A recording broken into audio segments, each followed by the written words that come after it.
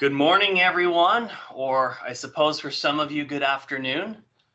Thank you for joining us for our third installment of Stone Security's Security and Sandwiches. We're glad that you joined us today. We hope that what we present to you will be informative, and we hope that you enjoy the time spent. And if you're at one of the Stone Security offices, we hope that you get to enjoy a good lunch. We've still got quite a few people joining online at the moment, so we will probably give them a little bit more time before we start jumping into everything. But what we're going to be talking about today is LenelS2 OnGuard. Last month in February, we talked about LenelS2 NetBox, and in January, we talked about Milestone's XProtect VMS system. So we're happy that you have joined with us here. Couple housekeeping items. So this is the third time we've done this new format where we're doing it online. I'm located in Las Vegas at our Global Technology Center. And if you're ever in town and you want to come see what this is all about, definitely drop by, come check it out. We've got a lot of cool stuff that we demo here. Got some fun little things for you as well. So just come drop in, and we're pretty close to the airport. We're just about a block south of the airport. So if you're ever in town and just have a few minutes, just come visit us and say hi. But with this new format, we are broadcasting this, live streaming this out of our Global Technology Center in Las Vegas and sharing that to all of our Stone offices throughout the United States. That list of locations is growing, most definitely, and we've also opened it up to online viewers as well. So a lot of you are viewing online, a lot of you are viewing in person at the different offices across Stone as well. If you made the great decision to visit a Stone office, then there should be some lunch ready for you. Depending on your time zone, it should be pretty much around noon local time. So you might be getting lunch now, or you might be getting it in an hour, or you might be getting it towards the end of the event. So, and then if you have any questions, we'll want to drop those into the chat. I turned off the Q&A section for this time. We're just trying to mix it up and see if one solution works better than the other. So drop your questions into the chat, and we'll try and address those as we go throughout the meeting. But we will also, if we can't get to them in the meeting, we'll loop back to those afterwards. As best we can. But if you're at one of the Stone offices, definitely grab one of the local support engineers to chat with, talk to the sales guys that are there and chat with them. Don't leave with your questions unanswered, and let's definitely continue the conversations and get you guys the help and the solutions that you need for whatever problems you might be facing. All right. And just to make sure I'm not talking to myself, can everybody hear me okay? Make sure my mic's working. Somebody just give me a response in the chat or something if you could. Perfect. Thank you, Mike. Okay, today, so like I said, we're going to talk about LenelS2 OnGuard. And let me get my screen shared here, and I'll turn off my cameras. So no need to keep, looking at my pretty face. And okay, and then there we go. All right, so you should all be able to see my desktop screen now. And what we're looking at here, this is the alarm monitoring window for OnGuard. There are several different clients for OnGuard, and we'll kind of go through a few of those. And then there's a lot more depending on how complex your configuration is. The first one that we'll be doing a little bit in is alarm monitoring. We'll also be looking at system administration. We'll also be looking at the new LenelS2 web pages. And these web interfaces, these web clients have been around for about 1.5 years now. They started in 7.6, and the current version out for release right now is OnGuard 8.2. My system, what we're looking at today, is OnGuard 8.1. And if you come visit us at ISC West, by then I should be updated to 8.2. So just a little overview on what we'll be looking at. And then in addition to dropping your comments in the chat or your questions in the chat, we're going to try and save and reserve some time towards the end of the meeting to try and pick up anything else that you might want to go over and discuss. So, all right, so let's just start digging right in. Okay, so let's actually, I mentioned we'd start with alarm monitoring. Let's actually kind of start with a high-level overview of system administration. System administration is, as you would guess, it's the client that we use with OnGuard to set up, do all of our programming, all of the heavy lifting behind the scenes. We do that and set that up here inside system administration. Everything from defining our panels, and depending on the panel type, so we have our panels. In your system, you might have more than one of these. There could be numerous of them. In larger systems, you know, you could have dozens and dozens and dozens. The panel is what determines how the software component of OnGuard is going to talk to your hardware component of OnGuard. And that happens with our connection details over here on the side panel, as well as the options. Determine what functionality we want to support on those panels. And we're not going to dig into those too much just because that would be more for an advanced level class, but I wanted to point you in the direction of where those are and where you might look for them. Under the access control tab, if we just kind of jump down a little bit, we also have readers and doors.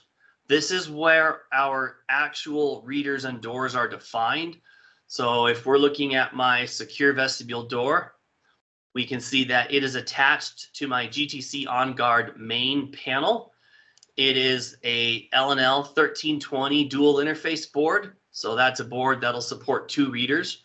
It's not a controller. It's not it's not an access controller, but because it doesn't have the network interface. But this board is RS485 from the controller, which we were just looking at on the previous screen, down to this device here. We're looking at the protocol that we are using for our reader. The 2 main options there are OSDP and Weekend. More or less, they are the same with one major exception. Weekend is a one-direction communication that is unsecured and unverified. So that is your reader talking to your controller and your software, and that communication only goes from the direction of from your reader out to the system. And everything on that is a binary stream, so it's a bunch of ones and zeros. It is not too difficult in these days with the current technology that's out on the market to add devices in line covertly, maliciously, or whatever it might be, in order to start sniffing or capturing data that's transiting those lines. And so that's where OSDP comes in. OSDP is a secured and encrypted protocol that is now bidirectional. So when our reader is reading our card, sending that data to the OnGuard system knows where that data is coming from. It responds with, I received that data, and there's a bidirectional communication there with a verification process. And like I said, in addition, it can also be encrypted so that now there is no method of deciphering or being a man in the middle attack on that wire like Weekend would have. So those are the 2 main differences. Normally when we set up a system, we'll start with Weekend just to get things up and going, make sure that the wiring is good and we can make the program and the functionality work. And then once we do that, we're now trying to commission systems to be OSDP, and which after is all said and done is usually just a couple settings to turn on Sometimes the process, depending on the hardware, might vary a little bit. In some situations, because it is a different transmission protocol, there is a different spec on the wiring. In most cases, your existing wiring that you're using for your Wiegand will also work for OSDP. But when you start to get out to longer distances is where we might see some challenges with that. And so there might be need to pull a different wire that's rated for that OSDP spec, just as a little heads up there. All right, so let's move on from there. We'll keep kind of talking down through it. So on my secure vestibule door, we can also see the port that is attached. So this is port 2. That's downstream of the controller. So we're coming off the controller on port 2. The address of this board is address 1, and the reader number on this board is reader 0. One caveat to keep in mind, and this varies system by system a little bit. OnGuard, the number 1 reader on your board is actually reader number 0. And the reader number 2 on your board is reader number 1. So they count their starting at 0 there. So if we'll see here, we've got address 1, reader 0. Here's my other address 1, reader 1. So little tidbit to keep in mind there. But all right, as we continue to go down, we have all of our settings on how our door is programmed. So we give it a name. These are really easy to change if you're ever unhappy with how your doors are named in your system. The type, this is specifying what the physical board actually is. The protocol that we're using, the port that we're using, the address, the reader number, all of those are pretty straightforward and simple, and some of the rest of this starts to get into a little complexity. But the held open time, the extended open time, and the strike time and the extended strike time are actually pretty important.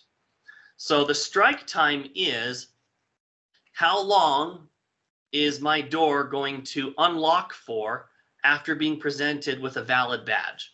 So if Johnny comes up, scans his badge on the door, on this particular door, he has 3 seconds before that door is going to relock. Now, 3 seconds might be too fast in some instances. It could be too slow in some instances. We might want to adjust that depending on your door. And then obviously that value does not work in all situations for all people either. So that's where the extended strike comes into play. Extended strike is a value that you can add that is a longer period of time. So here I have 5 seconds. I could easily change that to 15 seconds or 20 seconds. And then on my card holders, and I'll show you where this is later when we get to that section, but on my card holders, I can enable extended times for a particular card holder. And what that will do, as a good example, for ADA requirements, for example, if you've got somebody in a wheelchair trying to get through a door, their ability to get to that door, badge, maneuver, open the door, may not be very realistic in that 3 seconds. But if I set my strike time to longer than 3 seconds, then there's the ability for somebody to maybe sneak in behind them as well.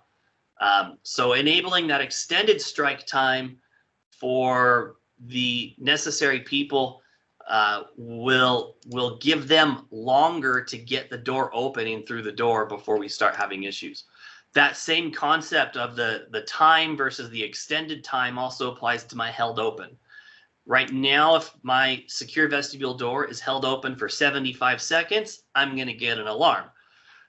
If I set that to a different time on my extended open, then anybody with that extended option enabled for them, it's going to give them longer to get through the door before the system starts to go, hey, I expect that this door should be closed by now and it's not. Let's throw a door held open alarm. So we could set that to 90 seconds or whatever works. To my knowledge, there are not any hard and fast rules or requirements on what these need to be. It's more of there's some general recommendations that we would have, but there's going to be some tweaking and adjusting to what works best for your facility and your workforce. All right. The other option here that we see just to the right of that is card format. what card formats that are programmed into our system do we want to allow on this particular reader? In OnGuard, we can actually enable and disable those on a per reader basis. So we could have a general access area that uses a lesser secure format, and then we could have a real high security area if we wanted to enforce a higher format there as well.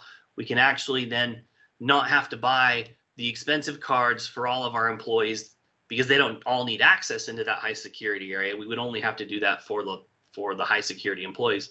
And then for all of our low security employees, we could give them a lower cost badge. And then we can just limit what has access. Not only who has access to these areas, but what cards we will even allow through those areas as well. One thing you'll notice in OnGuard, and this is a really good place to demonstrate it, in a lot of other systems, we're used to just selecting the lines. You know, hey, they're blue, they're selected, we're good. Except that's not quite the case. In OnGuard, and we'll see this all throughout the applications, OnGuard likes to put a checkbox. So to actually select an item, we want to click on the icon and toggle that checkbox on and off. That's how we specify which devices we want to select. There are a whole bunch of other settings here that we are probably not going to go through today unless we get to the end and have the time and the need and the interest to do it. But I wanted to kind of, like I said before, just give you kind of an overview on where some of these things are. And so you're familiar with that and have an idea on where to go look if you ever suspect that there might be an issue there. Other things here, the settings page has a lot of functionality that can be turned on or turned off depending on what is needed. You'll see a lot of references to masking. Anything referencing masking in OnGuard, it basically, if you mask a forced open or you mask a held open, what that means to the system is that that event during the time period where that is masked, it's almost as though that event doesn't happen. So one common use for this is if you have doors in your facility that are typically propped open during the day, but they have a card reader on them so that you can control access maybe after hours or something like that. During the day when that door's propped open, it's going to start to throw you errors and warnings on, hey, this door's held open. It's not supposed to be open. Well, one thing you can do is you can always mask these held open options, or if I actually select my door, hit modify, during a time zone, and we'll look at time zones later as well, you can specify during a time zone, I want to mask forced opens. I want to mask held opens. Maybe I don't care about those events during business hours because I already know that that door is going to be open. And so when you mask it, it won't show up. Those events won't show up anywhere in the system while they are masked. All right, let's keep moving down the row. Controls, this relates to the door contact and whether that's a normally open or normally closed. Aux inputs is the other inputs and outputs on aux inputs, outputs on the OnGuard panels, on the LenelS panels, and determining what we might use those for, if anything. Anti-passback is something we'll cover in an advanced class down the road. And then there's a nice notes section here. So if there's anything specific about a door that would be good to know, I like to put in here a little bit about the door so that when I'm looking at the hardware, I can know that this is a electronic lock. You can type in there and select whatever it might be that you want to make a note on. So this is the, we'll call this a electric strike. I believe that's a Hess, can't quite remember the exact part number on that one right now, but you could put in the part number there. You could say, or if it's a mag, you could put a mag, whatever information might help you know more about what that door is and what's going on with that door, then that's a great place to put that information. All right, so let's move out of readers and doors now, and let's start to look at kind of the more day-to-day operations of things. We're going to jump into card holders next. And we can get to card holders from two different applications. We can do card holders inside of system administration. Here's what that looks like. If I jump over to alarm monitoring, we also have card holders in our alarm monitoring. It's right here. And so regardless of which application you're using, you have the ability, as long as your user has the permissions to do so, you have the ability to modify an access level, to add a user, to add or replace a badge, whatever you might need to do through that, depending on your permission levels. So I'm going to jump back over, though, to my system administration. And if I unmaximize the window, then it looks more normal like the other one. Either way works great. So across the top, we have card holder, badge, access levels, authorized credential, intrusion users, biometrics, visits, assets, directory accounts, logical access, guard tours, and reports. There is a ton of information there. When you first open this, it's going to come up with a blank form, and you'll notice I can't get a cursor in the first name, last name. I can't select any of my boxes. And so it's kind of like, all right, what's going on? Something's broken here. Well, you have to do one of two things first. You have to either search for a user or you have to add a user. So if I hit add, it's going to enable all my boxes, and now I can type in them. And I can make my selections. I can do whatever I need. We'll come back to that in a minute. If I hit search, it enables all my fields that I can type in as well. So Winterton. And if I hit OK, it's going to search for whatever I typed in. And it found one result. So here we go, 1 of 1. There's only one Winterton at Stone. And here's my picture, my signature. The last activity that I had, the badge for that activity, and the date stamp, and different things like that. All this is related to the last activity. But if we're going across, we have last name, first name, the badge type. These are customizable, so you can specify employee or contractor or visitor or back of house employee, front of house employee, owner's team, whatever you want to do for that. This badge type relates to two different elements.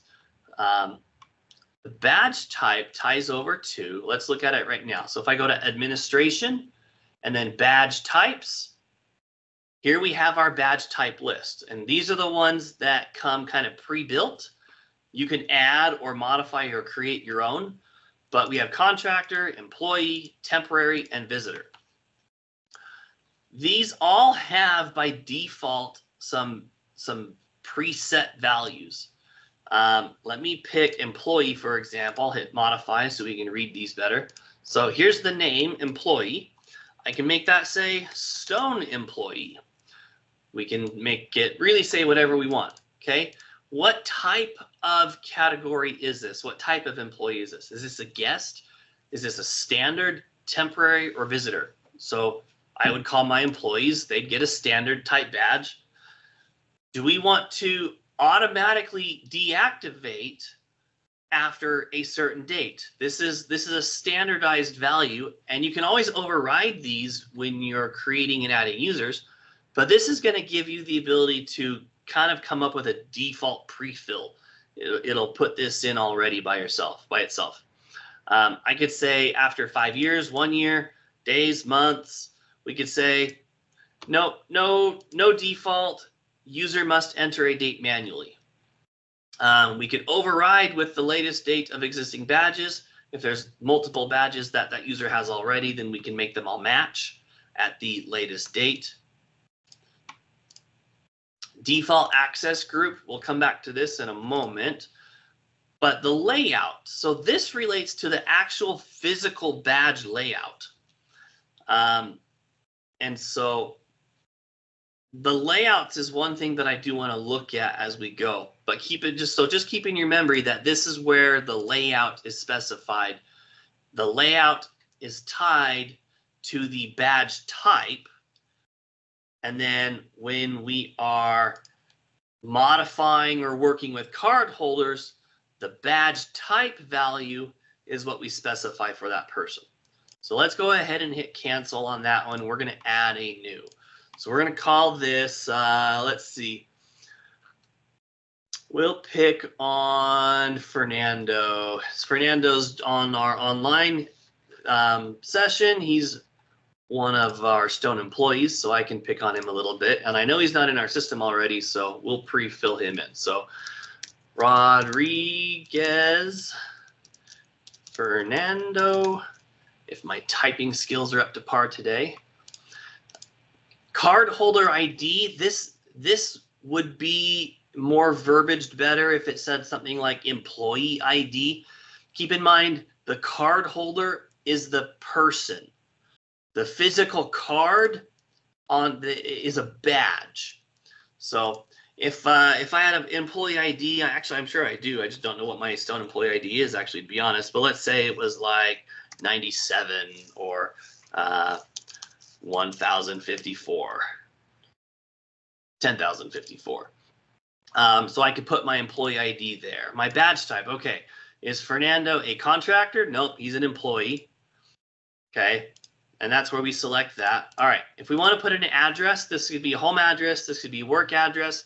At a future session, we'll talk about how you can actually change these fields to say different things, to be different things. We can add additional fields if we want. This section of this form is customizable. We'll say that Fernando, all right, Fernando is a project manager. So we'll say, I did not add project manager to my title, but I do have projects as a department. We can type in project manager. And if you're split into divisions, you can add those. Some of these boxes, just note, won't let you type in them, but some of them will. For the ones that won't let you type in them, or if you want to modify what's in your drop-down list, that is done through the administration and then list builder.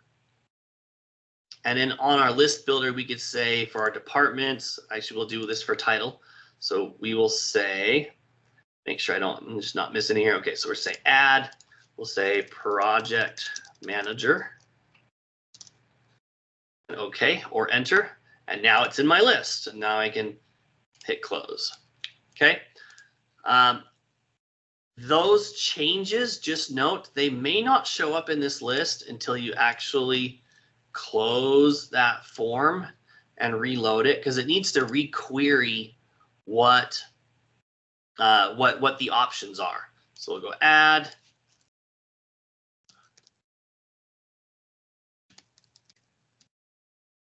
Badge type, we'll say he's an employee. Title, now let's see if it's there. Title, project manager, department, projects, location. Let's see, Fernando, you are in our California office. So we'll say Los Angeles, California. And if you had multiple buildings, you could specify the building, the floor, the office phone number, the extension, email address, a whole bunch of other different things. All right, moving on, we're going to move to the badge tab. So this is where we're actually going to put in the numbers from the card or the badge. Let me grab an empty badge here. And I'm going to read the numbers off of it. So we'll say 603 303 702 74. Okay. If you're using issue codes, these will auto increment every time you are doing that. I found that issue codes, though, aren't a common practice. Okay, right below that, we have status. Is this card active? Are we going to mark it lost? Are we going to mark it returned, terminated? If there are custom statuses that you want in your list, again, where do we modify lists? We do that in List Builder. So let me get out of, that's not list builder. I closed list builder. So let's go to administration, list builder. And we have our badge status, active, lost, returned, terminated. We can add additional ones if we want. You could add a confiscated if you wanted there, whatever might work best for you. All right, so let's come back to card holders. Have to close that, card holders, there we go. Okay, so you can specify that, the status. You can specify when the badge becomes active and when you want it to deactivate. Now remember that 5 years, that was on our badge types. So our Stone employee, after 5 years, that's that value that we looked at earlier. So it automatically calculates what the 5 years is. If that value, if we had set that to 10 years, then it would calculate out to 10 years. So some of those badge type settings will actually be quite helpful in kind of reducing the number of clicks and the number of, I got to remember what I did for that other guy. You know, we can kind of streamline that using some of these other values. PIN number. So if you have any readers that are a card and PIN or card or PIN, then obviously we need a PIN number for that. So we could do a PIN. And then here's that extended strike and held times that we talked about. So if this is unchecked, they're going to be held to the standard strike time and the standard held open time. But if we wanted to give Fernando a little extra time to get through a door, maybe he's carrying a lot of heavy boxes or something, we can definitely check the box, enable that, and now he'll have more time more time between when he badges and the door unlocks and relocks, as well as when the door is expecting to be closed, but it's not yet closed, which would give us a held open. So that's that checkbox there that we talked about earlier. Several other options that are more for an in-depth conversation on some of these advanced topics, but passage mode, deadbolt override, and toolkit. So, all right, let's keep running through there. Now, one thing you'll note is right now we only have the one badge number. So we only have one physical card right now. So what do we do if I need to add, you know, we give an employee a physical card and we give them a fob? How do we handle that situation? Well, in that situation, we'll come back to that in just a moment. First, we probably want to assign some access levels. What do we want this employee, this badge particularly, to have access to? We can do all doors always, with or without a lockdown bypass. These are custom access levels with permissions that we set. So if we, for example, were to take the building into a lockdown, some badges I might want to let through doors during a lockdown and others I don't. So that's something that I have programmed here. Maybe we only want them to be able to get through the Bunitum turnstile. Maybe we only want them to all doors except the IDF closet, or whatever, just maybe only the exterior doors. Now remember earlier when we talked about those checkboxes, this is a real common issue. People will come in and we'll select some things like, okay, those are the ones I want, and I hit OK. Well, we didn't actually assign any access levels, and there's nothing in our access level list here because we didn't get those icons checked. So we'll check some boxes, and now when I hit OK, now we'll see that show levels for badge ID. Here's the one and only badge that he has so far. And here are the 3 access levels that we assigned. Are there any inactive badges? We can check the box. Nope, same list. Okay, no inactive badges. All right, now let's look at the multiple badge scenario. If we just come back to our badge tab, you'll notice it looks a little bit different now. Before we had a form entry because we didn't have any badges, but now that we have a badge, we get a table. And if I hit modify, it's going to modify that selected badge. That's the one that's got the check mark. I hit modify. It's going to open back that form entry for that badge. If I hit add, we're going to get a new form entry for a new badge. And you'll note that I can select a different type of badge type if I want. So one thing that's really common is, for example, at airports, you see this quite a lot. They will have a badge that is one color, one design that gets them in a set of doors. And then to get into a different area, different security level of the airport, you need a different badge, different design, different color to get in through that. So you'll have employees walking around with multiple badges, and each badge will get them into different sections of the building. That's one approach in a high security facility. Definitely, maybe a little cumbersome, but it's an option to say, all right, well, this badge is a Stone employee, and this other badge that you have, we're going to say that one's a contractor. Maybe that one's just temporary because you're going to loan it to, a visitor or somebody you have coming in that just needs access. All right. Same thing, though. We enter a badge ID. We adjust our activation and deactivation dates if we need to. We can enable extended strike held times, whatever we need to do there. And then each badge can have its own access levels. So actually, let me demonstrate that a little bit. Let me go back and I'll hit add. And just give it a random number for a badge ID, and I will hit OK. When I do that, I get a prompt. What do we want to do about the access level for this new badge? We can say assign no access levels, or we can say copy from the currently selected badge. Do we, more or less, do we want to clone his other badge? So I'm going to say no access levels. Cloning, pretty straightforward. He's going to get those same 3 access levels we had before. But if we say no access levels, then we come back here. There's our 2 badges. If we come to the access levels, we have a drop-down box where we have our 2 badges. And you'll notice as I toggle between them, one has 3 access levels and one has no access levels. So if we wanted to, we can modify it. And I could say, all right, this badge gets the lockdown bypass. And only that badge. So now we have a difference between those 2. Okay.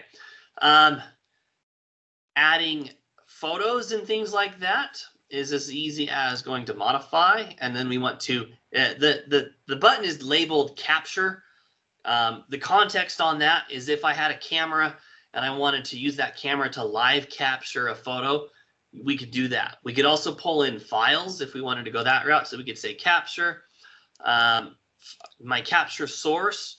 Are we going to grab WDM video? Are we going to grab Flashpoint MCI video, a scanner, a digital camera, or a file import? If I do digital camera, let's see what it'll get. It'll probably say which camera. Digital camera. No Twain driver installed. So yeah, my USB webcam I have right now won't work for that without an additional driver. But mostly, I think people end up using kind of the file import because you already have a database of employee photos. That's pretty typical to any HR onboarding process. Here's your employee ID. Here's your email address. Sign all this paperwork, and let's take a photo. So in that case, we can take our photo. We can hit open. We can pull in a random person. Let's make Fernando, let's see, we'll call him Bruce Banner. So we can size and scale and get that to fit just right. Once we're good, if we wanted to, we could even run some processing on it to maybe increase our brightness. Well, let's see, let's increase our saturation. Or we could decrease saturation. These are subtle changes. They kind of happen in 10% increments as by default, but you could jump in and you could like really lay out a complex. We could say, okay, intensity, we're gonna up that by 20 and add, and we're gonna do contrast by 30 and then add, and we can save that as a processing profile. If for some reason our images are always coming in backwards, we could say, I want to reverse it. We can use a histogram to equalize, And so we can add a lot of processes into our photo processing and kind of automate some of that. If you're just seeing a lot of the same results over and over and over again, you're doing those same things. You just build that into a process. But so we've got our whole image. We're going to size that and say, all right, there is Fernando. Sorry, Fernando, to pick on you and make you the Hulk. That's not a personal statement or anything. So Hulk's pretty awesome and you are too. So, all right. So now we've got a photo. Same process if you wanted to do a signature. If you have a signature pad that they sign on, that would support this as well. Signature, that's the signature pad. I don't have a signature pad. I did a file import for mine. You could do a scanner as well, though. Same options, same processing options there. Okay. All right. So if we wanted to print a badge for Fernando, this would be to send it to a card printer. The capabilities of that card printer could be front side only, could be back side only. It could be print direct to card. It could be print to a sticker that we're applying to the card. A lot of different options there depending on the printer and whether or not it is compatible with OnGuard. OnGuard does have a published list of compatible printers across, I believe it's a dozen different manufacturers right now. And so there's really no shortage of options out there on how we might want to print. But when I click the print button, it's going to say, okay, which badge are we printing? We'll say, let's say it's the, we can do both. We can do one. We can print active badges for all card holders matching our search criteria, which would be, we've got the 2 badges. We had 1 person come back in our search result. We can send them to an alternate printer separate from what this workstation is set up for. We can print preview it. So we'll preview it. Let's see what we get here. So here's my Stone Security layout. We can zoom that in a little bit, make it a little easier to see.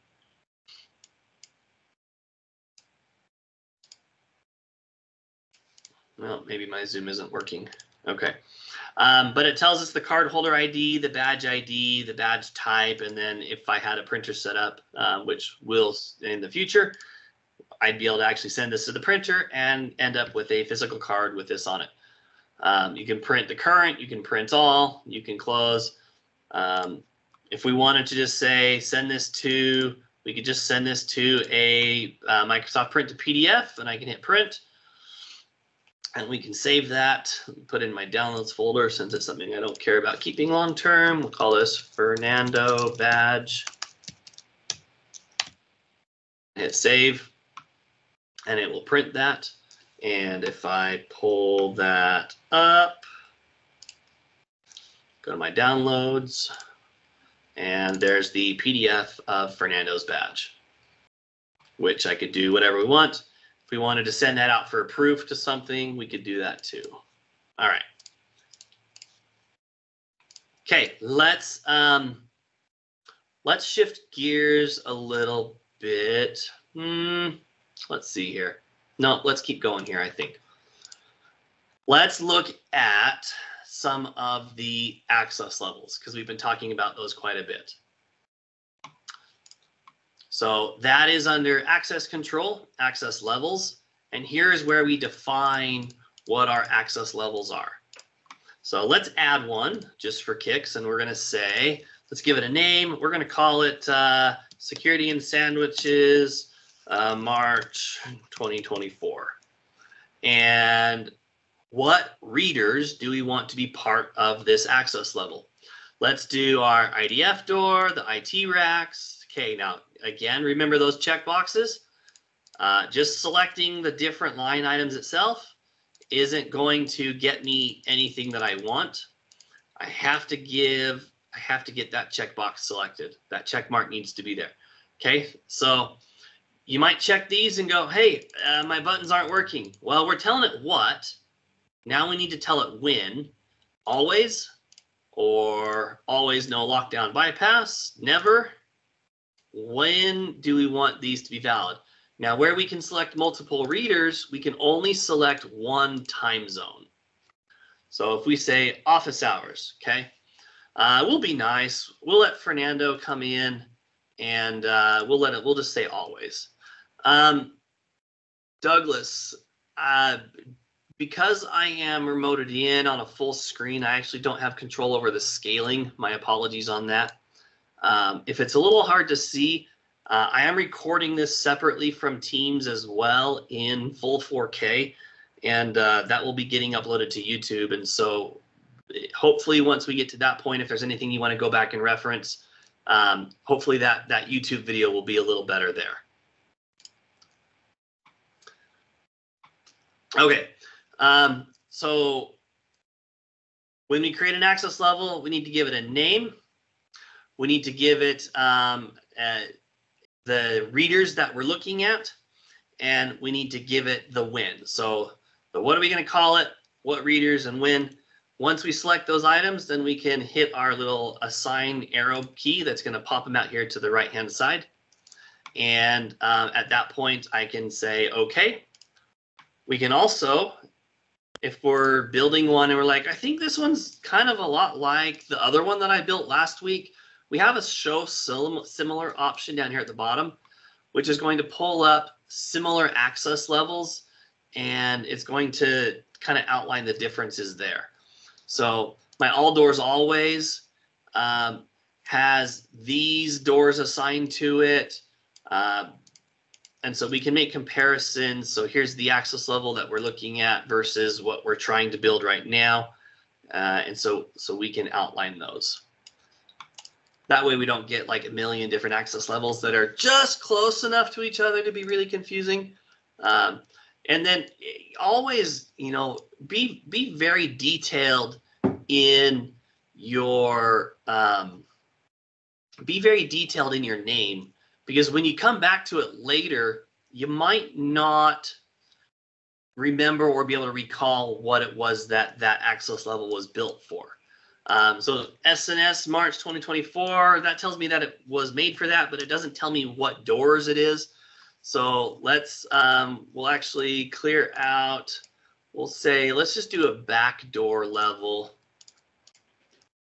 Let's get everything, we'll just do back doors.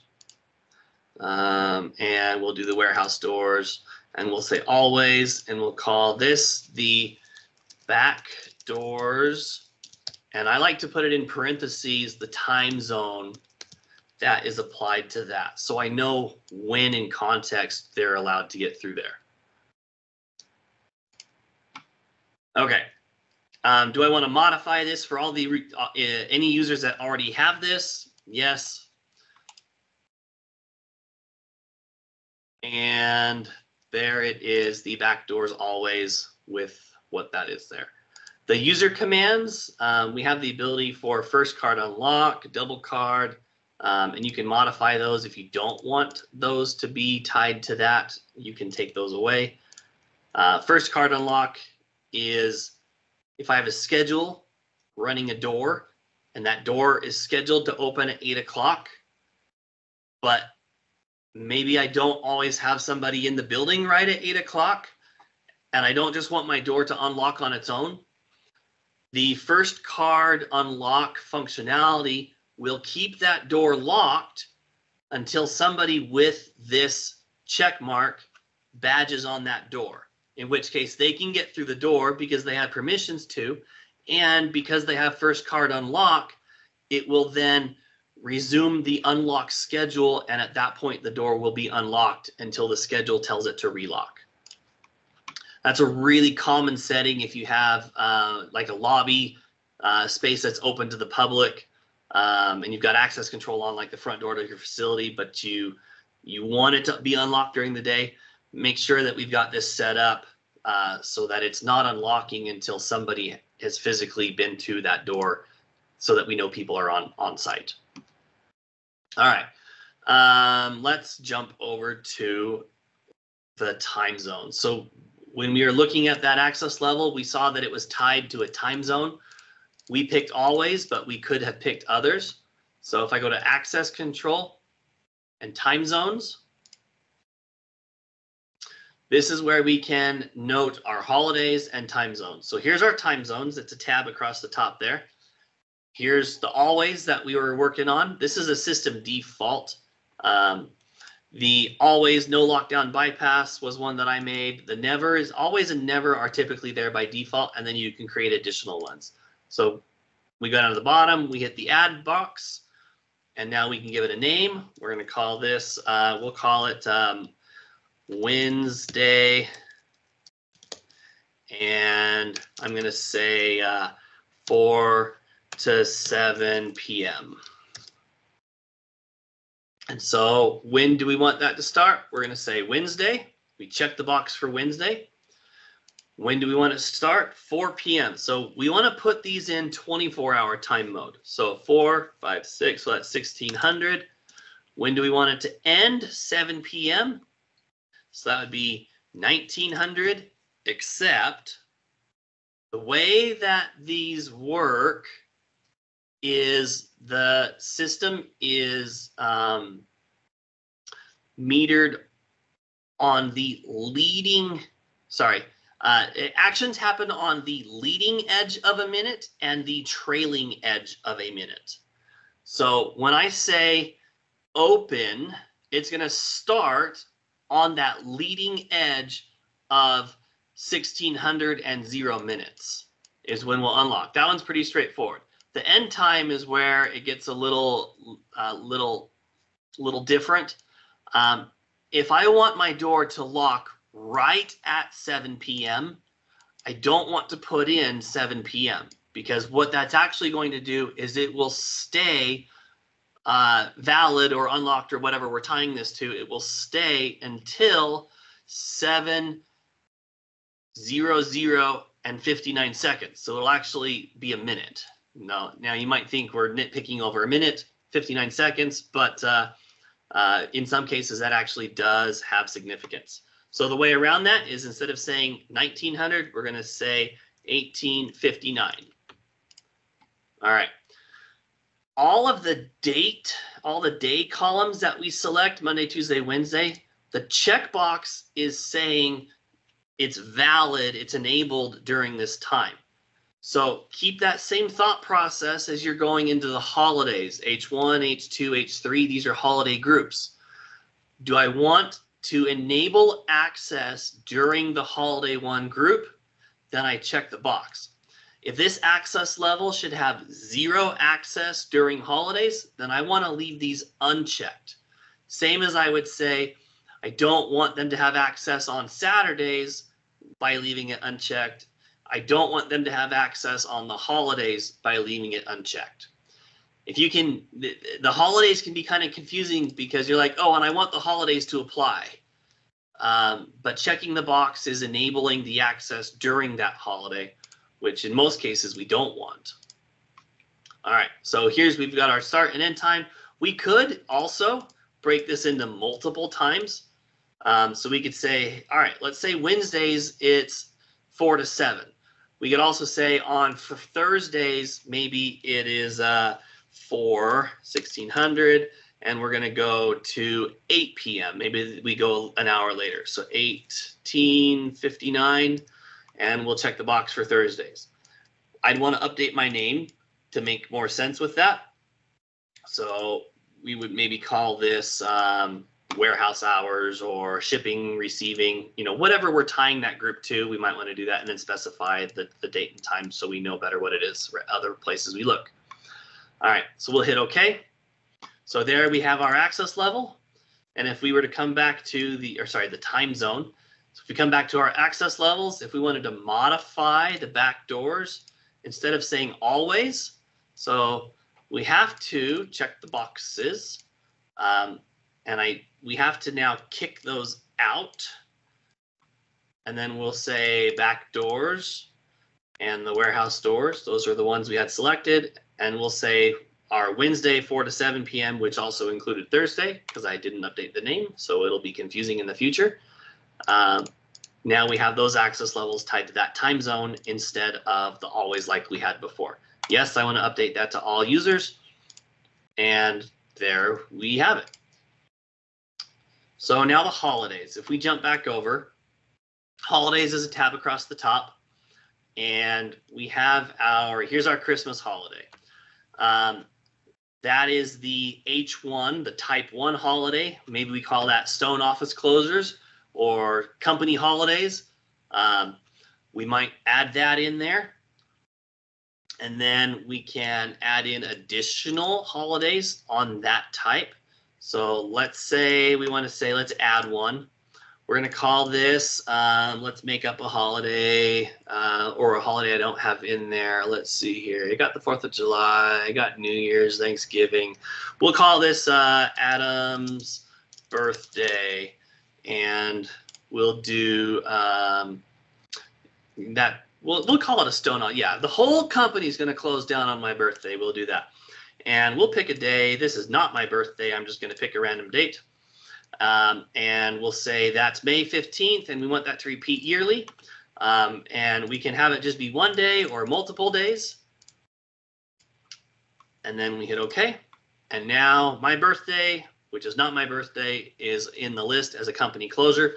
And so unless somebody's access level, like, for example, my All Doors Always, has my H1 enabled, unless they have that box enabled, they are not going to get access into any of these doors on that holiday.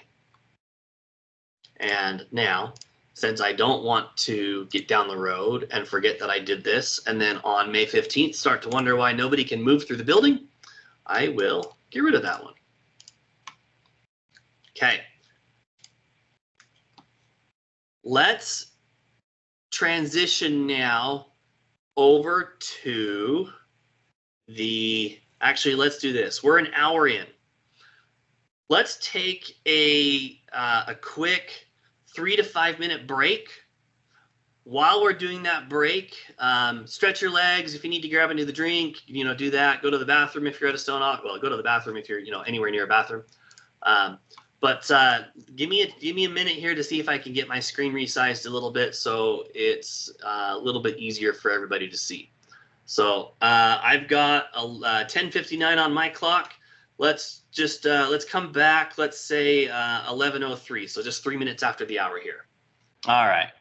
So you should be able to see my screen again, and hopefully this is a little more readable now. Sorry about that. Okay. So we're going to shift and kind of look over at the alarm monitoring now. So this is a separate application that installs, and the default view that we get with that is we have a system tree status and a main alarm monitor window. We can, if we want, we can add additional things. We can resize these. We can rearrange them however we want. So when I get out to a customer site, I'm always seeing something a little different. And it's always fun to watch and see the different creative options that people come up with. So, but by default, what we have is our system tree. And our system tree is showing us basically the structure of our hardware. So here is our access panel. This is that LenelS2 that we were looking at. Attached to that downstream over the RS485 lines, we have additional boards, and what they show up as is the individual reader ports as we defined in the doors and readers section of these of the system administration. All right, and you'll see a couple different statuses here.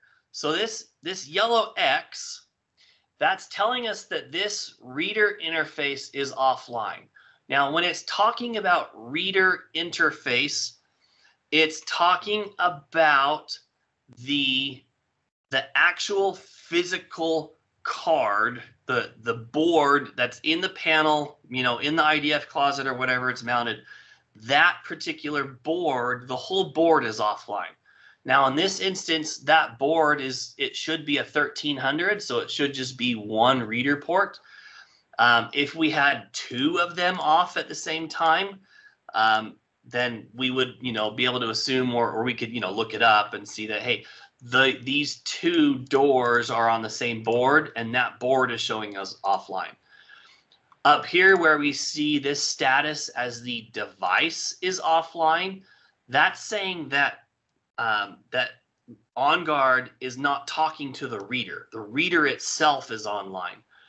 Now, remember how we talked about the weakened versus OSDP?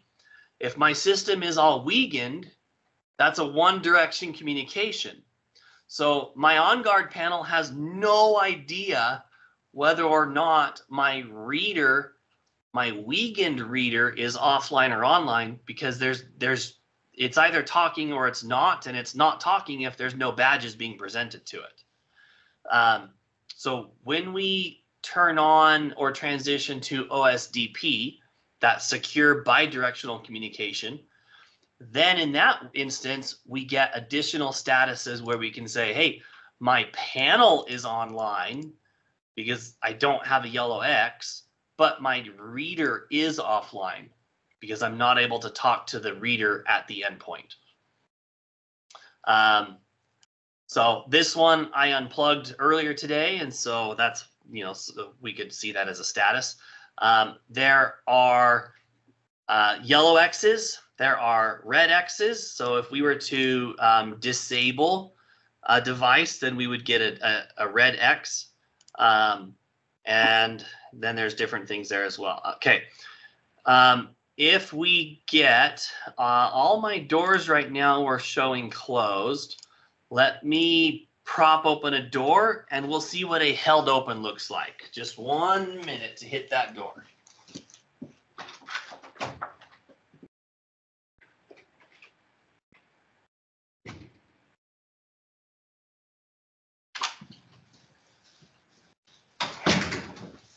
All right, so I propped open the secure vestibule door. We looked earlier at its programming in system administration, and its held open time was set to 75 seconds. So once we get to 75 seconds, we're going to see, just as we have here, this door, well, that's a door forced open. Here is a door held open. So we'll see the door held open pop up here in a minute. And we'll see that both on the alarm window, and we'll also see it in the device status window, in the system status window tree. If we're reading across, let's see, here's my secure vestibule door. So it tells us that it's a Series 3B board. It tells us the status. It's currently set up with OSDP secure channel, so it's encrypted. And its current access mode is in card only. So we just saw the front door. My front door is dogged open, so it showed as a forced. The different access modes are managed in the readers and doors. There's two ways for this to happen. So secure vestibule door, reader modes down at the bottom of that. My online mode and my offline mode. So if this system ever goes offline for any reason, we could have it have a separate mode than our default online mode. So I could say, maybe by default, when online and everything's working, I want it to be card only. I could say card and PIN if there is a keypad on that reader as well. That would be a really easy entrance into a two-factor authentication at the door. I could say card or PIN, which would be I've got to use my card, or we're just going to let people in with 4, 5, or 6-digit pins. Generally speaking, PIN entry by itself, typing in your PIN code like you would at an ATM, is very insecure. So we wouldn't recommend doing just PIN by itself unless the security of that door is not necessarily a factor. We could do facility code only. If your card credential format is using a facility code, some do, some don't. If your facility code, for example, was 34, then in facility code only mode, any card, regardless of whether it's a credential that I have that is known or unknown in our database, As long as that facility code says 34, we'd be able to get through the door. We could say by default, this door is always locked, meaning nobody's getting through it with any card.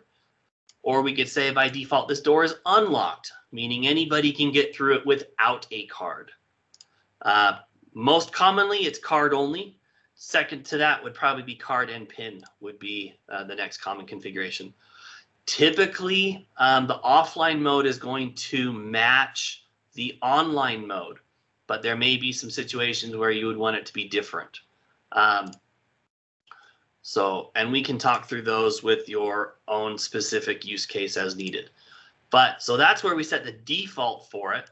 But in alarm monitoring, what we can do is we can come and say, if we right click on the door on the reader, we can come down to reader access mode, and we can change it on the fly. So we can say card and PIN. I got a confirmation that it was sent. Here's the status now showing access mode, card and PIN. We see a log entry for it, reader mode, card and PIN. It tells us for which controller, which device, or which door. We can go and set that back to our normal card only. Now you'll notice that this line is shifted over and we have a new icon here. This is that door held open that we were talking about. So here's our door held open. Right now it's showing as a flashing yellow alarm status. The coloring and the behavior we get here is definable. So if there are specific events that you want to show a specific way, those can be modified and adjusted to fit your needs. Maybe across the board, a door held open is not a big deal. Or you want those to be maybe a light blue with no flashing as opposed to a yellow flashing or a red flashing. So those can be modified and adjusted as needed. We have those door held opens. Now it's going to flash because it's not resolved. It's still an ongoing issue. I could say, come and acknowledge it. We'll say demoing door held open, and I can acknowledge it. I could just mark it in progress. And now I've got a log entry, a duty entry on what's happening with this. You'll see that I have a little check mark up here next to the line item itself. When digging into the actual alarms and the structures is something that we could spend a lot of time on. But when you build those out, you can even include an instruction template to say, for this type of alarm, hey, the door was held open and it is still showing held open. Please dispatch officer to verify door is closed. And we're providing a set of instructions to our operators to tell them, based on this alarm, this is what you need to do. We could add in additional notes. Yep, door was indeed held open. Resolved by taking away the door stop. And we can update it, and we can acknowledge it, and we can hit close.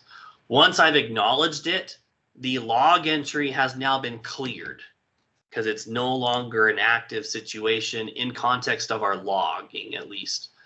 Now the door is still held open. All right, so let's jump back over to our system status tree and look at some of the other options there. We can acknowledge straight from the tree if we wanted to. We could trace. So if we want to see all the activity that happened on this door, all the historical, so here's the trace. We can do a historical trace if I just want to look at today. If we leave the historical trace box unchecked, what it gives us is just a from now moving forward window. And so anybody going and scanning on that door would see that moving forward. Typically, what we want to do is do the historical trace, specify a start and end time. So if we just look at today, then here is today's activity on that. We see that we had a contractor come in at 5 a.m. I know that's a contractor just because we have a small group of people. But if I wanted to see, okay, who is this? I can right click on that and I can say badge information. And it's going to pull up that particular badge. So Anthony Stone, contractor, record last change, badge. That's the badge number. These are the access levels he has. The last activity there, if we wanted to be like, all right, well, he shouldn't have access anymore, we go to access levels, we can modify, we could take out his access level, or we can go to badge and we can say, all right, your badge, you're done for, you've worn out your welcome, and we can modify our date to expire yesterday or at 5 p.m. today.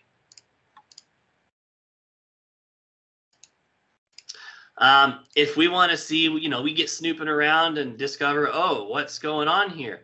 We can even trace a badge itself. So it's going to pre-fill the badge number, and we can say, okay, same thing, historical. Let's do since the beginning of the week and hit OK. And here's all the activity from that user during the time that we specified. So it's really easy to kind of quickly get in and get some quick reporting, some quick investigation on what's been going on, just simply by using that trace feature. It's really handy. We can trace doors. Let me do it over here. We can trace doors, controllers, devices, badges. If we had assets and areas enabled in our system, we could trace those as well. All right. If I wanted to just open the door, let's say, I'll do it here in my IDF door because the other one's held open. So let's say somebody's standing there at the door and I just need to let them in. I can right click and I can say open door. You can see the command was sent, and you can see the open door command was issued, but my door was not used. And that's based on the feedback from our door status contact, that little magnet that sits in the door, or there's other options as well for those. The magnets are the most common. There was no change in the state of that magnet sensor, and so it, you know, we're working off an assumption that means the door did not open or close, and so it was not used. If I were to do that again and somebody were to actually go through that door, we would get a different report that would say open door command issued, door used, and so we would see that differently there. All right. What else? We've got the open door, set controller clock. You typically don't need to worry about that too much. We do that when we set them up in the first place, and then it's also going to do it periodically anytime the controller, which is this top line level item, gets a database download, then it will be good. Now, one thing to note on that real quick before we get too much further. The controller, so the software has a database, and the database contains all of the credentials and access levels and everything else. That database is synced out from the software out to the controllers. So each of these controllers also has a copy of that database. And this is a good thing, because what this means is that when my software is down and not functioning for any number of reasons, let's just say we're even doing an update. So during the update to go from OnGuard 7.6 to 8.2, you know, our system might be down for an hour or two. The database on who has access to what is still contained on the controllers.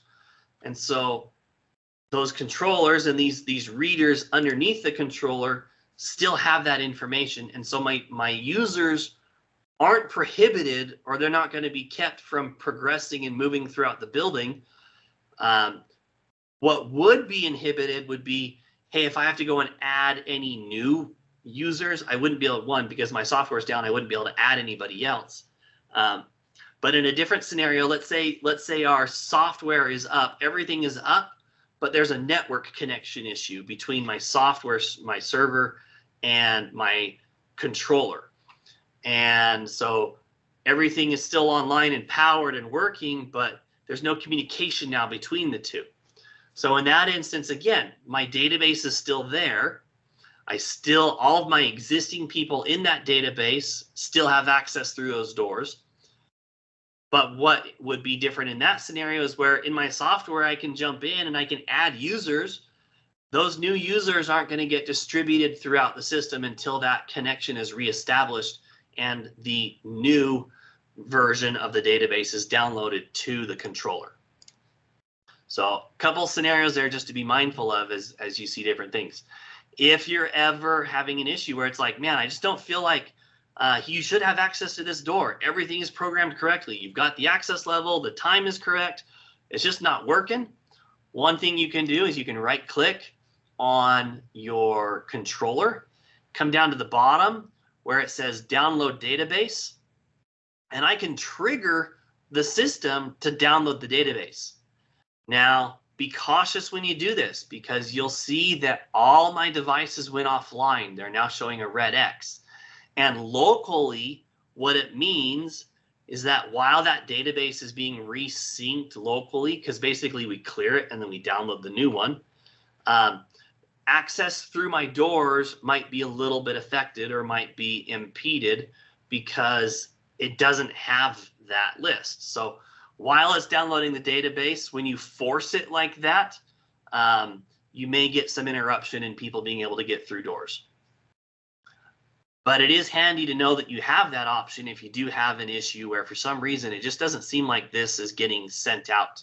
You know, this new user or this new configuration change isn't being sent out to, you know, distributed throughout the system. That is an option. You'll see that we got a lot of information there when we did that. Everything from cabinet tampers to power to reader offline to, you know, generally, I'll walk you through this. OnGuard has two sets for most commands. You'll see a cabinet tamper restored. That is one side of it. That's the coming back from the down, you know, from the issue. If we were to scroll and find it, it's here somewhere. We would also see the like cabinet tamper, or, you know, door held open or door forced open. And then when those things have cleared, we would see the cabinet tamper restored or door forced open restored or door held open restored. They're still going to show and flash because it was an event that we care about. And so we still have to come in and acknowledge it.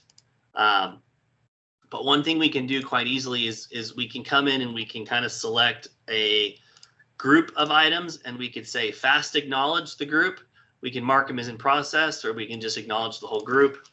Rebooted a control. Sorry, we did a database download.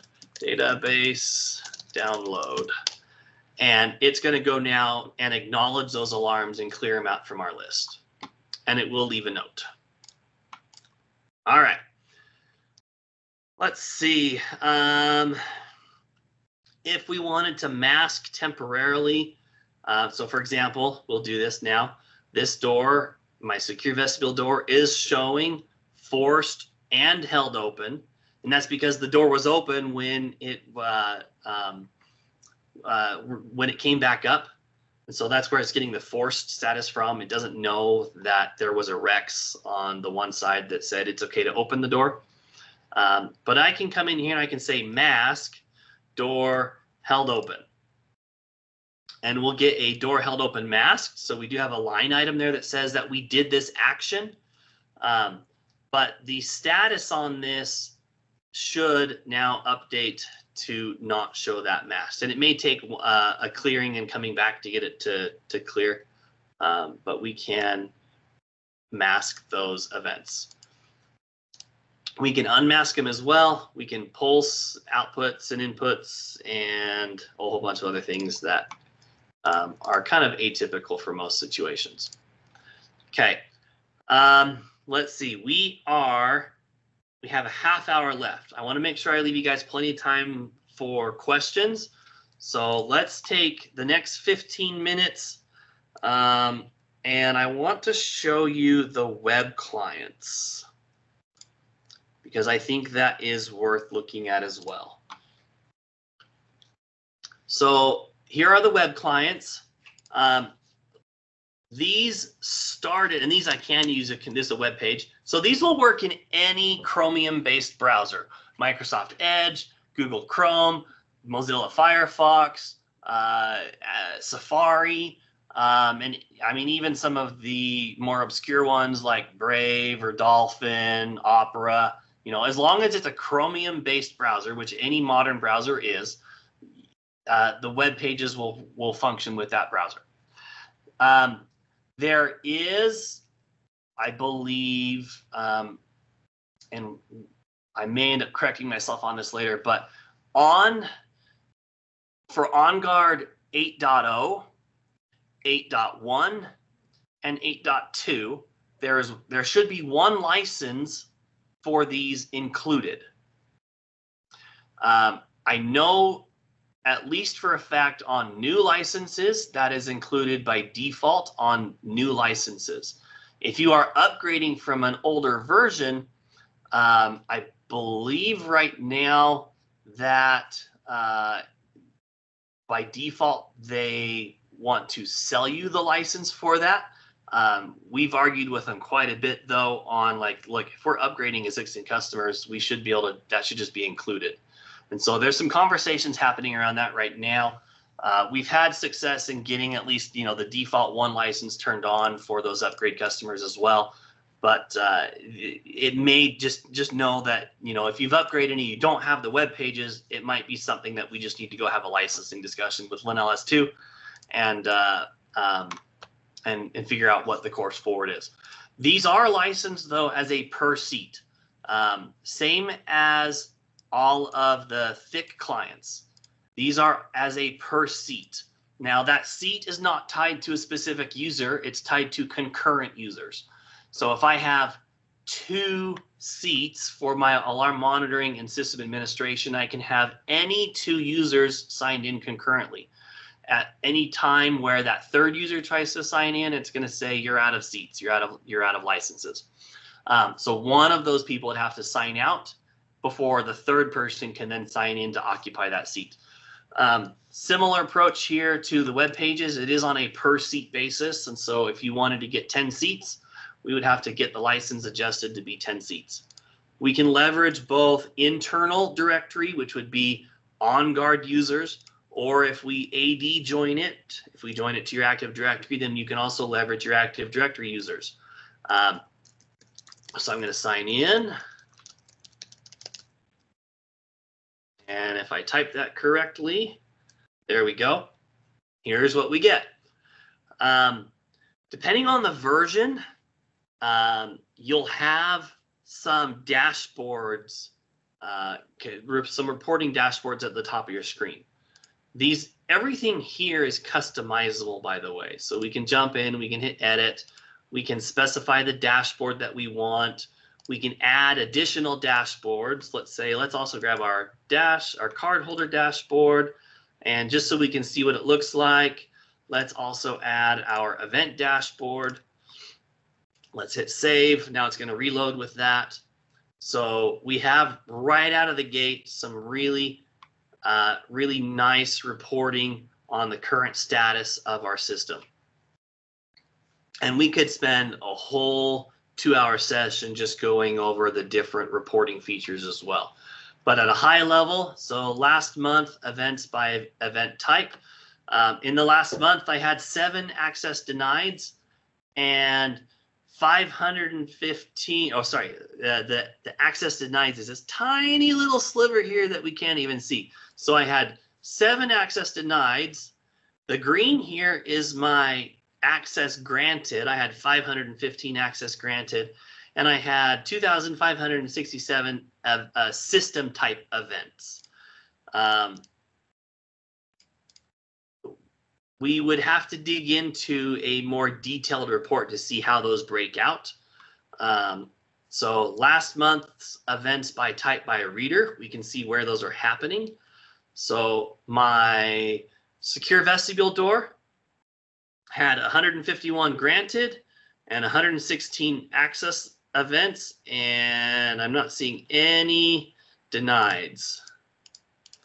On my front door, which is a wireless Superior, I have a lot of system events, and I can show you why that is. That's a lock that has a deadbolt functionality, and so when we're doing, let me trace the front door really quick, and we'll just do today and yesterday.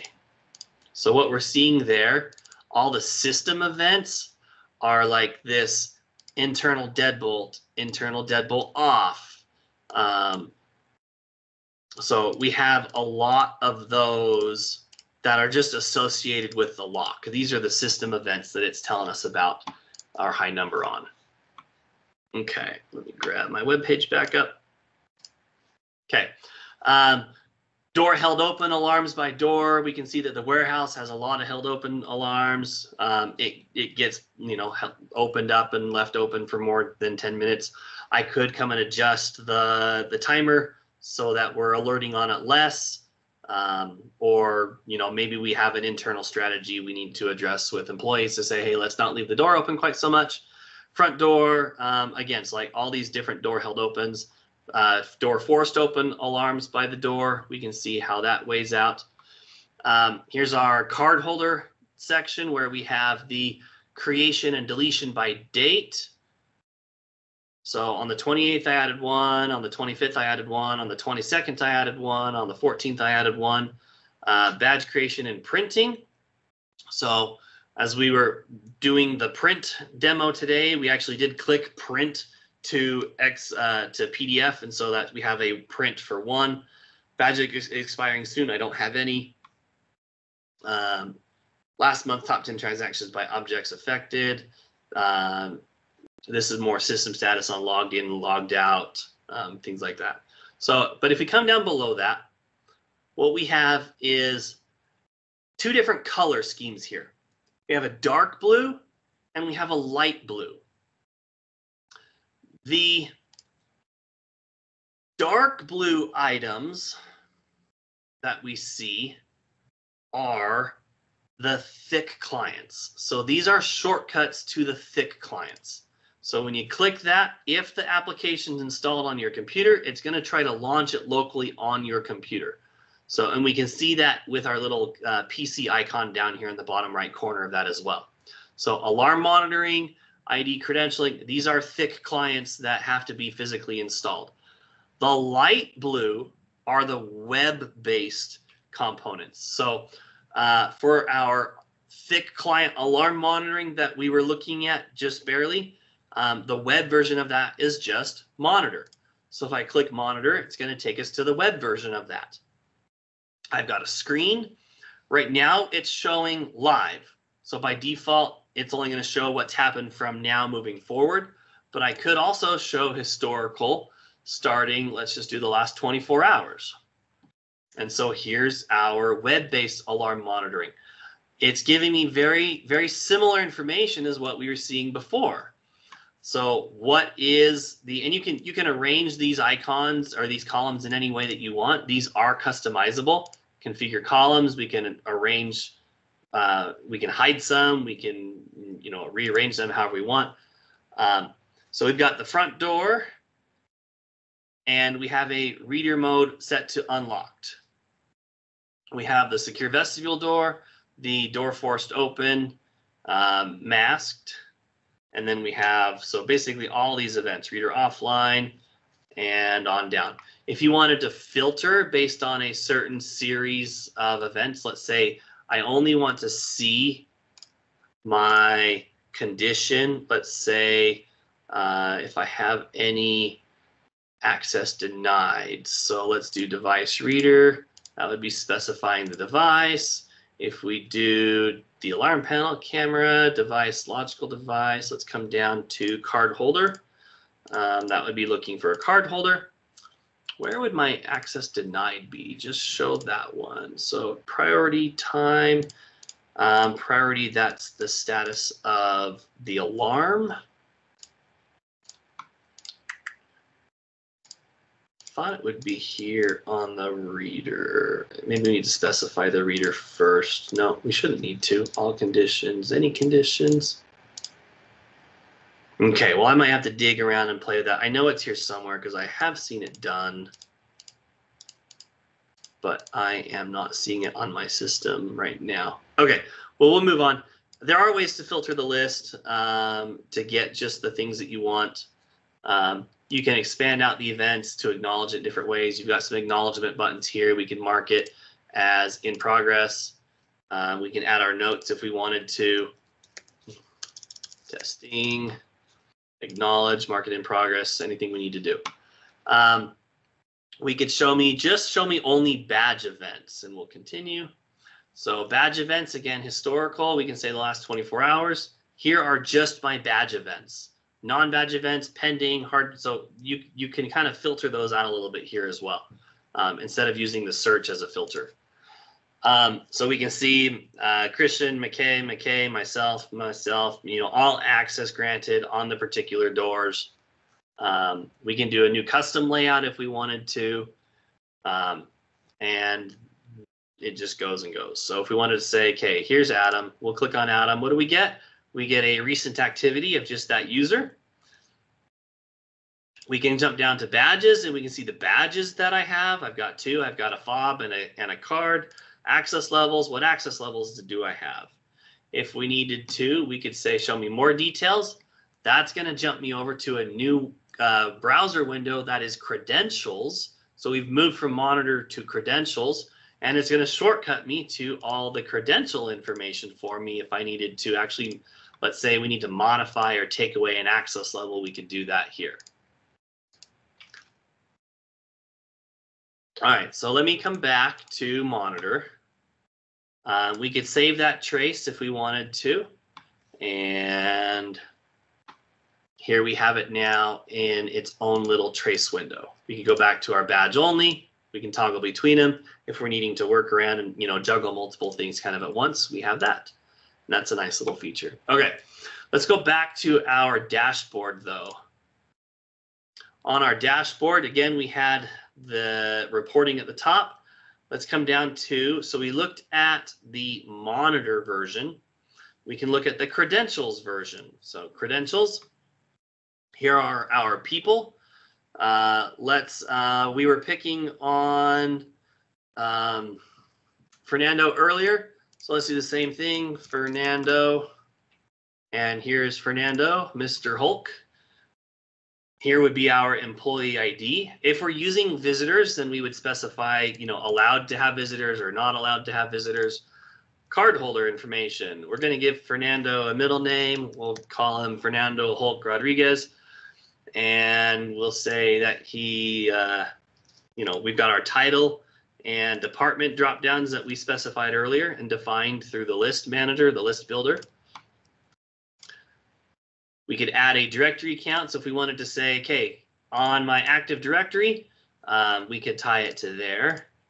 And badges, if we wanted to add a badge, we could do that quite easily. Here's a third badge. We're going to say it's another Stone employee. And here's the badge ID, the 457. We'll give it a number. Activate, deactivate, duration, and it's going to calculate that duration for you. We could say, all right, let's just jump out a few more years. And we'll go to the end of the year, and now we'll go 9 years, 9 months. The details of that, let's do the extended held times and access levels. We're gonna, let's choose access levels from a list. We want you to have the all doors always and the beneath them turnstile, and we'll say done and done and then done. And now we've got that. Now, one thing you'll note is as we dig in, this is layered, but it's layered in an intuitive way. So our focus window is on the right, and then the previous window keeps pushing out to the left. So the more we dig down, we have the context of everywhere that we've just been. And we can back out of it. We can click OK or done if we want to save and commit those changes. And now at last, we can hit save to commit those changes. So there is that. All right. Now we have. All right. So let's shift to questions. We're kind of right at the end. We've got 15 minutes left. what questions do you have? If you've got any, if you're at a Stone office, feel free to have your Stone employee moderator there unmute the mic. You can pose your question if you want, or you can drop it in the chat. If you're remote, go ahead and drop it in the chat, and let's see if we can answer any other additional questions. So while we're waiting for people to type their questions, assuming that we have some, I'm going to show you an additional thing. Let me get that pulled up and logged in here. We're going to look at Milestone and how OnGuard integrates into Milestone. Okay, first question, do the web client and thick clients have the same GUI? So the web client is what we've been looking at for the latter half of our session. It is kind of a more modernized GUI. The thick clients is that, you know, install on the workstation, and they've done a lot to modernize these GUIs over the recent like 2 or 3 years. But it wouldn't be uncommon for somebody to say, you know, OnGuard, the thick clients, yeah, they kind of feel a little bit like Windows 95. And I'll be honest, it did kind of feel that way on the 7.5, 7.6 versions. Now that we're into the 8.1, the 8.2 versions, they've done a lot to improve that quite a bit. So it is getting better. But there are slight differences, like what you're looking for is just going to be in different places. So you may have a personal preference. Generally, I find that system administrators, the guys running the system, building the system, they're going to use the thick clients because it's going to have the most full feature set. But maybe like your front desk admin or your HR or your smaller groups where they're mainly all they're doing is adding credentials or monitoring what's happening. Those people tend to want to use the lighter weight web interface because it's just going to be easier for them. There's no software to update or maintain, and it's going to be a little more intuitive as well. And then, are there any limitations with either web client and thick client, or do they give you the same access? Yeah, so there are some differences in what you can do, and that disparity is shrinking over time with every new version. So I wouldn't really be able to outline what those differences are right now between, like, for example, the 8.2 web interface for alarm monitoring versus the 8.2 thick client for alarm monitoring. But there are going to be some differences. Actually, one that I do know of because one of our customers discovered this and brought it up. He's on the, I believe it's 8.1. On his web interface, so their alarm their thick client alarm monitoring, their team leverages the audio that can be triggered off of different alarms and alerts to draw their attention that they need to look at something in the alarm monitoring window and address it. So they're using audio cues for that. They discovered that audio in the monitoring web client, there is no audio tied into this for that 8.2 version. OnGuard noted that yes, that is accurate. It is on the roadmap and coming in a future version. Now, whether that made it into the second release of 8.1 or whether it made it into 8.2, I'm not sure. I haven't tested and verified that yet. But yeah, so there are going to be some subtle differences.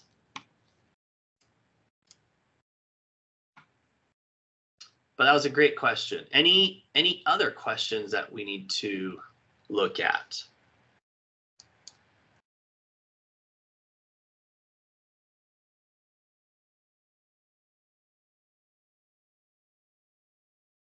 All right. Well, while we wait for that, I've almost got it pulled up here. It's just getting logged into the last item. I'm going to show you Milestone and how the interaction with OnGuard works.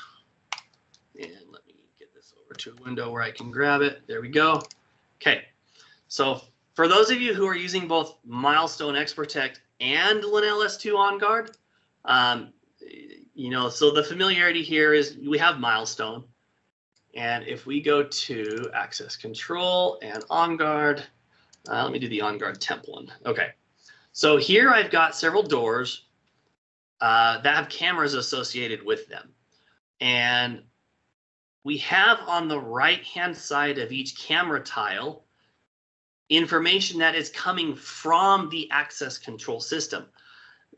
None of this is stored in OnGuard. So the employee photo, the name, the badge type, that's not part of Milestone at all. This is data that's being queried out of OnGuard. So it's a really well done integration that happens, at a very deep level. But what we get is when we start to pair that. So here for my secure vestibule, that was the name of the door in OnGuard. The camera is vestibule front entry intercom. We have now video paired to our access control. And we can go in and see. So there's our contractor coming in at 5 this morning. I can go and look and I see, all right, so that was the texture guy doing paint and texture. If we go back to the earlier ones, okay, we'll see that for, they tried, they tried my IDF door this morning. Did not know that. I'll have to look back at the camera to see what they were doing in there. But there's the entry door, there's the front door. If we go to yesterday, same thing yesterday morning. And so there's the outside door. So this is a really easy way to go, hey, what's happening with my cards in my building? And do I have the right people using the right cards? We can pair a camera and a door to more than one. So I had some strobes going off yesterday that I forgot to turn off before we left. So got some good video, fun video of that. They came in through the back door. He couldn't get that one to work because it's barred at night. If he had done the roll-up door, it would have opened for him. Here's the actual, so anyway, so you can see how that can become quite handy and give us a lot of information, even operationally, live as it goes, but also in hindsight, trying to roll backwards and figure out what happened in the past. So, okay, well, that sums up everything that I had laid out to present to you today. I hope that you found it informative and useful. I haven't seen any other questions dropped into the chat, so I assume that if you do have any, that you've hit up one of your Stone guys, your Stone contacts to get that figured out. So, but thank you very much for joining us today. Next month, we will be looping back and going more in depth on the Milestone applications. So if you're a Milestone user, come back and visit us next month. Also, we do have ISO. ISC West is the big trade show for the security industry, and it is happening in Las Vegas starting on April, if I scroll down my calendar, get you the right date, April 10th is the first day of the showroom floor opening for ISC West. To coincide with that, we are having a big open house event at the GTC on Tuesday, April 9th. If you are in town for ISC West, maybe see if you can come down a day early and come hang out with us at our open house. We're going to be launching and announcing and releasing some new things for Stone. We're really excited about them. I don't want to give it away, but come and hang out with us and see that there. I saw one more question in the chat. Does OnGuard have an IDEMIA Vision Pass integration? Yes, they do. And we have customers that are leveraging that integration already. And so we can get you help, in getting that set up and figuring out what the licensing requirements are. And getting that going for it. But yes, we have customers doing that already, and it is possible. Yes, Fernando, you can come pick up your Hulk badge during ISC West. Anyone successfully upload database from Millennium Ultra to OnGuard? Okay, so that one, I don't have personal experience doing it, but I'm going to say yes with a caveat. And the caveat is that it would probably have to be a professional services from OnGuard in order to take that Millennium database and format it in a way that OnGuard needs it formatted. That's not going to be necessarily something that is, for example, spit out an Excel spreadsheet and then import it right into OnGuard. So if you are interested in doing that, we could submit a query to OnGuard, to the LenelS2 professional services team, and get you some costs and quote and some context around that. I would reach out to your sales rep and tell them that you're interested in looking at that. So, all right. If there's nothing else, then I think we'll call this a day, and enjoy your food. I hope your lunch was good if you're at one of the offices. If you're not in an office, please, please, please try and get out to a Stone office. We want to see you there. We want to chat with you, see you in person. And as a perk, we'll give you drinks and some lunch. So excellent. All right. Well, I'll stop rambling, and thank you again, and we'll see you next time.